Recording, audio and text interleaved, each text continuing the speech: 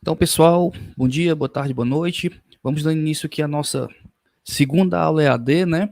Vocês já devem ter visto aí a, a nossa discussão no fórum, espero que tenham.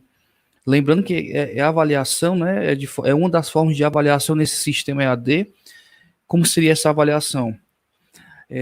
Fóruns de discussão, vocês precisam comentar uma resposta e comentar uma vez na do colega, né? Eu acho que deve ter sido passar essas orientações já para vocês. E uma avaliação aberta e uma avaliação fechada. E aí a gente vai fechar a nossa avaliação de AVP. A gente tinha feito um segundo AVP que seria de vídeo, né? Então, pessoal, ela fica suspensa provisoriamente, tá?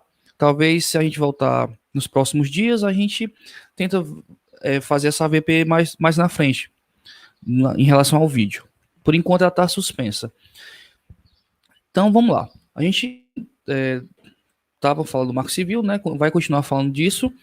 E vou só mudar aqui a tela, tá? Para que a gente possa ficar no slide. Pessoal, a gente trouxe que existe prazo de guarda, existe algumas obrigações que os provedores devem fazer, né? E se o provedor de aplicação de conexão não cumpre alguma dessas condições, há alguma punição? A gente já sabe que o Marco Civil ele veio com caráter civil, né? Então, o próprio nome fala, Marco Civil. Não existe essa punibilidade criminal. Mas existe algum tipo de sanção para que isso aconteça?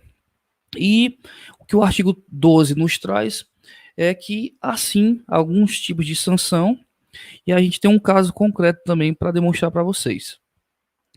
Quais são essas sanções? A gente tem aqui em ordem, né? Advertência, multa de até 10%, suspensão temporária, proibição ao exercício das atividades. Beleza, mas eu posso também aplicar isso, não em sequência, eu posso aplicar de forma isolada, eu posso aplicar uma suspensão temporária em vez da multa. Aconteceu já isso recentemente, eu acho que vocês vão lembrar do famoso caso do WhatsApp, né? Que ele foi bloqueado no país inteiro, acho que tem uns 2 anos, se eu não me engano, né? Em que existiu uma investigação criminal, e nessa investigação criminal, o juiz solicitou informações ao WhatsApp, que no caso é o grupo do Facebook. O Facebook é o detentor do grupo do Instagram e o WhatsApp. Então eles solicitaram ao Facebook informações de dados de WhatsApp para que pudessem concluir a investigação. Nesse caso em questão, o WhatsApp se negou a dessas informações, tanto por dizer que feria a privacidade, como também porque eles informaram que haviam dados criptografados, e quando um dado é criptografado, eles não têm esse acesso. Somente quem conversa entre si é que teria esses dados exclusivamente. Então, alguns especialistas foram consultados, o pessoal falava que não, porque eles têm como ter acesso a isso, e foi tentado uma multa, foram advertidos e nada resolveu. Então, o juiz achou razoável suspender a atividade do WhatsApp no país inteiro. Foi a época até que a gente teve que utilizar uns meios aí questionáveis, VPN, onde a gente coloca a nossa própria segurança digital em risco, mas o pessoal não está muito nem aí para isso, né? Então baixava o aplicativo VPN e utilizava o WhatsApp também.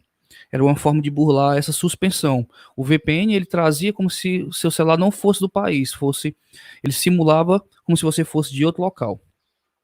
E houve então essa suspensão temporária. O ministro Lewandowski, ele então o pessoal foi agravando essa decisão da suspensão, o WhatsApp foi até o STF e eles buscaram aí derrubar essa decisão de suspensão. E, como todo mundo sabe, que a duração dessa decisão foi, se eu não me engano, 2, 3 dias, e ela caiu. A discussão do ministro foi que era desarrazoado, ou seja, não era razoável uma decisão em que eu poderia derrubar o WhatsApp, eu quebraria a função social do WhatsApp. Tem gente que trabalha com isso, a própria justiça hoje em dia trabalha fazendo intimações via WhatsApp. Até a gente já viu casos de audiências via WhatsApp. Foi um caso semelhante ao que aconteceu antes do Marco Civil. A gente comentou em sala o caso da Daniela Sicarelli, em que aparecia vídeos dela no YouTube, vídeos praticando sexo na praia, e caiu na internet, no YouTube, e naquela época, em 2006, o juiz também achou razoável derrubar a plataforma do YouTube no Brasil inteiro. Só que naquela época não existia Marco Civil, e hoje existe. A decisão do ministro tanto se baseia no Marco Civil como a decisão do juiz que derrubou, porque a sanção está prevista no artigo 12 e o juiz utilizou também a fundamentação dos princípios do Marco Civil para dizer que não tinha sido razoável, né, e também garantindo aí a privacidade dos usuários.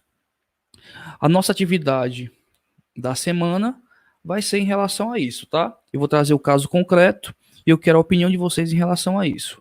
Mas vamos para frente. Em relação também à responsabilidade dos provedores, a gente viu já que a maioria das informações até então na lei, elas se tratam de somente por ordem judicial. Mas existe como eu responsabilizar esses provedores de conexão ou os provedores de aplicação? Eu posso responsabilizá-los? Eu posso entrar com ação diretamente contra eles para reparar o meu dano?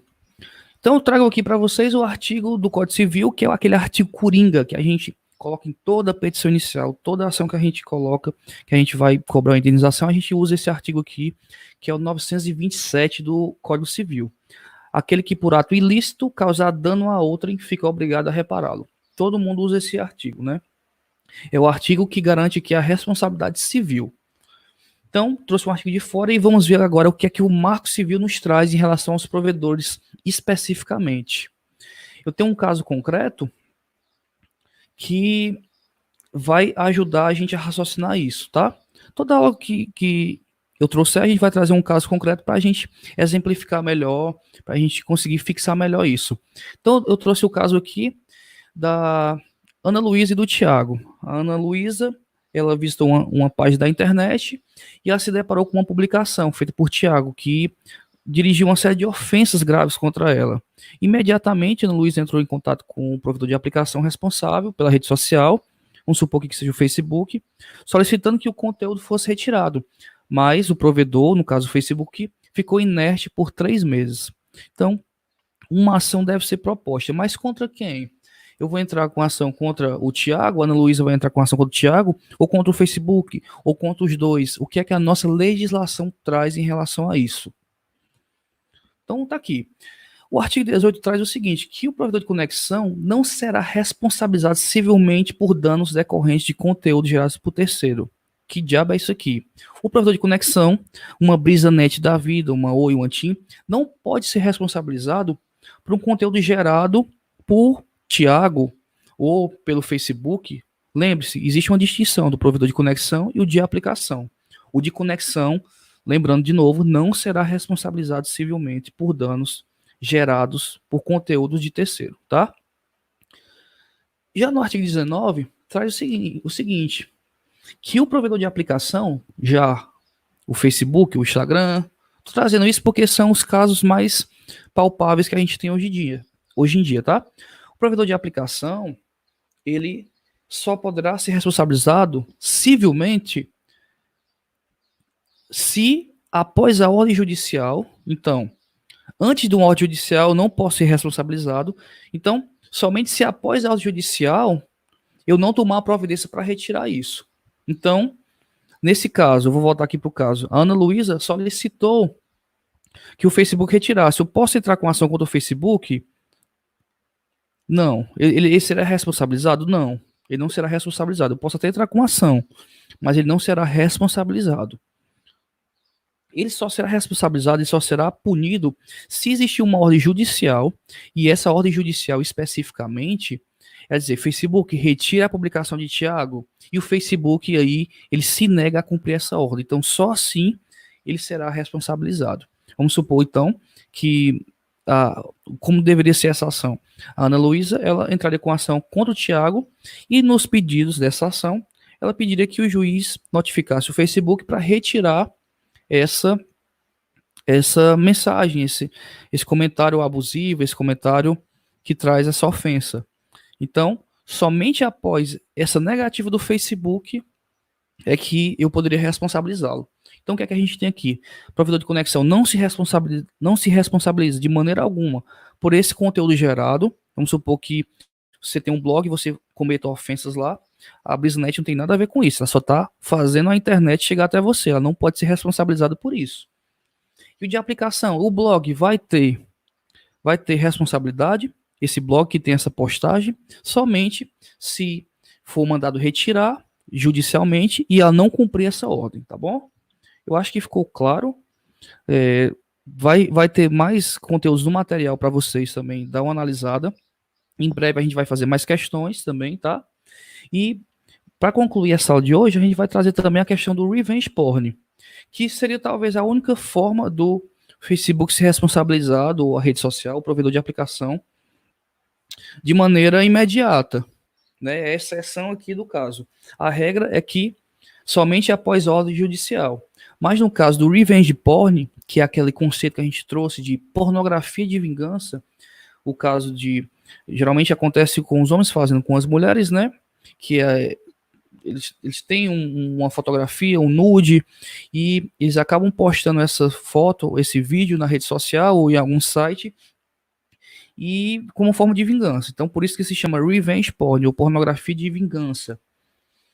Então, eles postam isso lá, e a pessoa que se sente lesada, que foi a prejudicada, ela pode, nesses casos, solicitar diretamente ao provedor de aplicação para que retire. Já chega logo, Facebook retire, Instagram retire, Google retire, porque é uma foto de nudez, é uma foto de caráter sexual. Isso é a exceção. Se houver fotos de pessoas nuas, a própria política do Facebook e Instagram já é de retirar automaticamente. Mas caso não retire, você pode solicitar diretamente a eles. E eles têm o dever de retirar. É o que traz a prerrogativa aqui, então, do artigo 21. Vou dar só uma lidazinha, tá?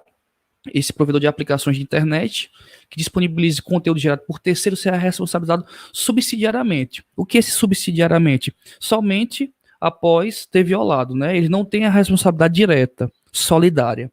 Então, prestem atenção a esses termozinhos que estão grifados no material. Cena de nudez, atos sexuais de caráter privado, quando após a notificação pelo participante, deixar de promover de forma diligente no âmbito dos seus limites, né? Se no caso eles são comunicados e não retiram. Então, assim, eu acho que ficou bem clara essa questão da pornografia de vingança, o conceito, né? Guardem isso para as próximas aulas. E é isso, pessoal. Bora fazer a atividade aí, a questão aberta, tá? Em relação ao bloqueio do WhatsApp. Espero vocês em breve.